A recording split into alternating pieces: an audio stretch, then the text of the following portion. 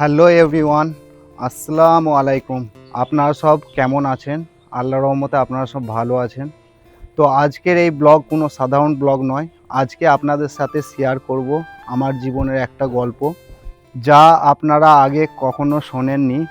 আপনি কি ভেবেছেন যে এই মানুষটা কিচেনে রান্না বান্না আর হোটেল ম্যানেজমেন্ট নিয়ে ব্যস্ত থাকতো, হঠাৎ করে ইটের ভাটা বা কনস্ট্রাকশন বিজনেসে চলে আসে? হ্যাঁ, তো আমি আজ আপনাদের আমার লাইফে এই বড় টার্নিং পয়েন্ট নিয়ে কথা বলবো। বন্ধুরা, আমার লাইফের শুরুটাই কিন্তু অন্যরকম ছিল। আমি কুকিং, হোটেল ইন্ডাস্ট্রির সাথে যুক্ত ছিলাম। তো খাবার বানানো এবং কাস্টমারকে সার্ভিস দেওয়া, একটি হোটেলের ব্যস্ত লাইফটাই ছিল আমার জগৎ। কাজটি খুব আনন্দের সাহায্যে উপভোগ করতাম। যতদিন হোটেল ইন্ডাস্ট্রিতে ছিলাম, নতুন নতুন ডিশ অনেক শেখা হয়েছে। হোটেল ইন্ডাস্ট্রিতে শেখার কোনো শেষ হয় না। আজকে এই ডিশ, তো তারপরে অন্য ডিশ, 6 মাস অন্তর অন্তর প্রত্যেক হোটেল ইন্ডাস্ট্রিতে মেনু চেঞ্জ হতো। যখন কোনো কাস্টমার নিজের হাতের তৈরি রান্নার প্রশংসা করতো, তখন ভীষণ ভালো লাগতো।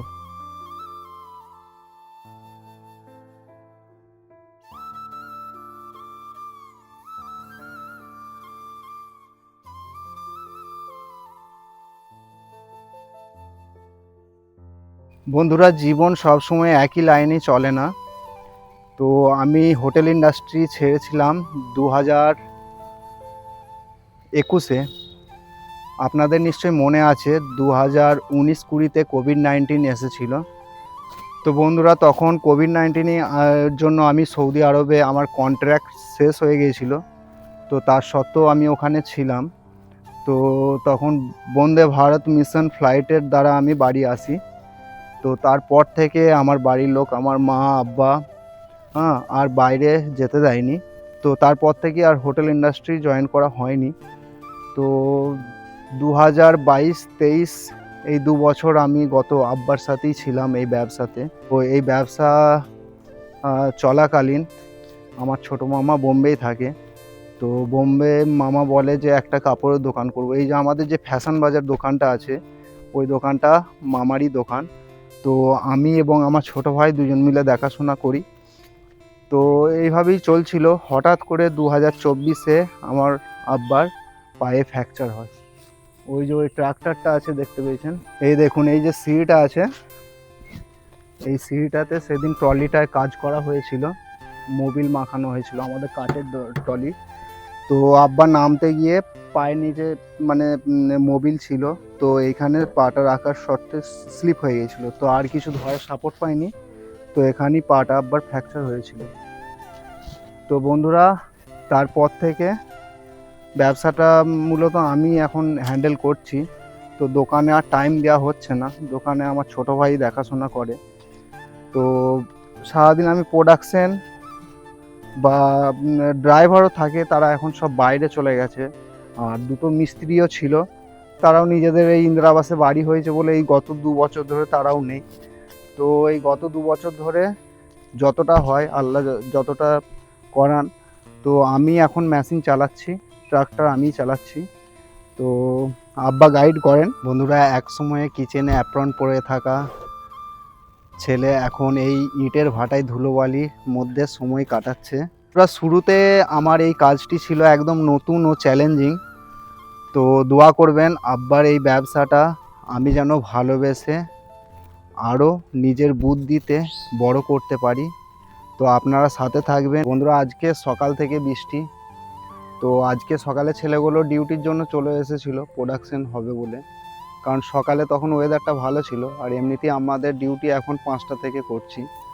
তো ছেলেগুলো এসে বলল, কি করে ভাই, আজকে ডিউটি হবে কি না?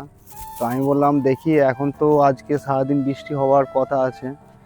তো বললো, তাহলে কি করব? আমি বললাম, দেখি, চলো, ওইদিকে একটা কাজ আছে। তো এই দেখুন, আমাদের যে সবজি বাগানটা আছে তার পাশে এই যে ডুমুর গাছগুলো হয়েছিল, অনেক ডুমুর গাছ হয়েছিল। তো এই পাশের যে জমি, তো উনি এসেছিলেন, বললেন এই ডুমুর গাছগুলো একটু কেটে দিতে, কারণ এরপর ধরুন জমিতে ধান রোয়া হবে। তো তার জন্য আমি ওদিকে ভাবলাম যে সকালে এগুলো একটু পরিষ্কার করে নিয়ে যাক। তো তো দেখুন সকালে পুরো পরিষ্কার করা হয়েছে, এত ডুমুর গাছ বার হয়েছে দেখুন। তো ওরা এগুলো কেটে মানে জমিতে এখন রেখে গেছে, তো ওরা নিয়ে চলে যাবে, জ্বালানি হিসাবে কাজে লাগবে। তো বন্ধুরা আজকে সারাদিন ভীষণ বৃষ্টি হয়ে গেছে, তো আপনাদের ওইদিকে কেমন বৃষ্টি হলো নিশ্চয়ই জানাবেন। কাগজ ফুলের গাছ ছিল এখানে একটা, আমি আর নানাজি দুজন মিলে যেটা বেঁধেছিলাম, তো আজকে দেখুন গাছটা পুরো ভেঙে গেছে। তো এটা সকালে কাটা হলো। এখন আমি বিকেলবেলা এই দেখুন আমি আমার মামার দোকানে যাচ্ছি। এখন আমার ছোট ভাই দেখাশোনা করে, আর বিকেলের পর মানে সন্ধ্যার পর দু ভাই একসাথেই দোকানে থাকি। তো এখন আমার ভাই রাজস্থান গেছে আব্বাকে নিয়ে। তো চলুন এখন দোকানটা আমি খুলেছি, দেখায় আপনাদেরকে দোকানে কি কি পাওয়া যায়, চলুন।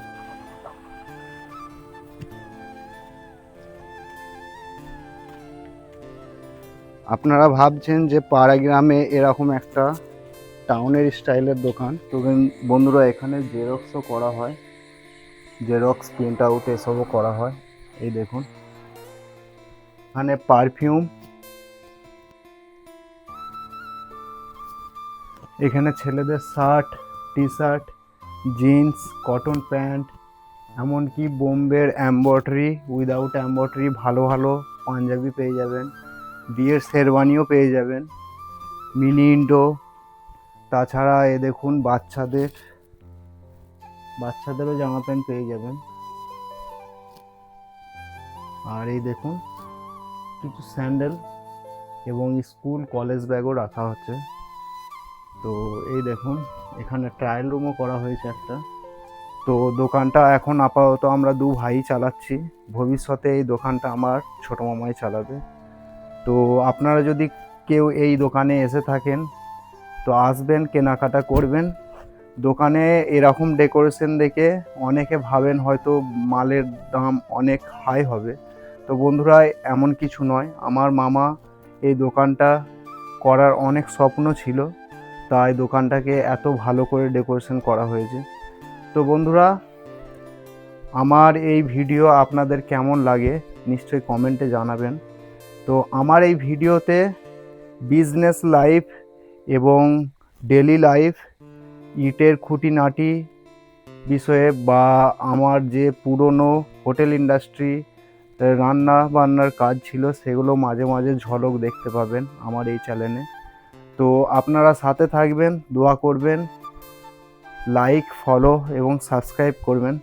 তো বন্ধুরা আজকের মতন আমার এই মিনি ব্লগ এখানেই শেষ করলাম। তো ভালো থাকবেন, সুস্থ থাকবেন, আল্লাহ হাফেজ।